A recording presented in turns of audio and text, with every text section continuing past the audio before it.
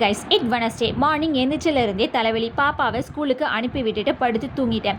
திடீர்னு இருந்தாப்புல ஒரு ஸ்மெல் வருது. என்னடா எங்கேருந்துடா வருதுன்னு பார்த்தா அடுப்பில் சோறு வச்சதையே மறந்து தூங்கிட்டேன். ஓப்பன் பண்ணி பார்த்தா எல்லாம் கரிஞ்சு போச்சு. சரி மேலாப்பில் உள்ள ரைஸை மட்டும் எடுத்து ஹாட் பாக்ஸில் மாற்றிட்டு குக்கரை வாஷ் பண்ணுறதுக்கு போட்டுட்டேன். சோறு கரிஞ்சு போச்சா என்னடா வைக்கலாம் அப்படின்னு சொல்லி பார்க்கும்போது சரி இன்னைக்கு தயிர் சாதம் வைக்கலான்னு சொல்லிட்டு கடைக்கு போய் தயிரை மட்டும் வாங்கிட்டு வந்துட்டேன். சைட் டிஷ் எதுவுமே பெருசாக வைக்கல. வீட்டில் மோர் வத்தல் இருந்துச்சு. சரி மோர் வத்தல் வச்சு ஊறுகாய் வச்சு சாப்பிட்றலான்னு சொல்லிட்டு இன்றைக்கி சிம்பிளாகவே லஞ்சை ஃபினிஷ் பண்ணியாச்சு. சரி இந்த குக்கரை நம்ம தானே வாஷ் பண்ணி ஆகணும்னு சொல்லிட்டு ஃபஸ்ட்டு நார்மல் ஸ்கப்பர் போட்டு கழுவுறேன். போகலை.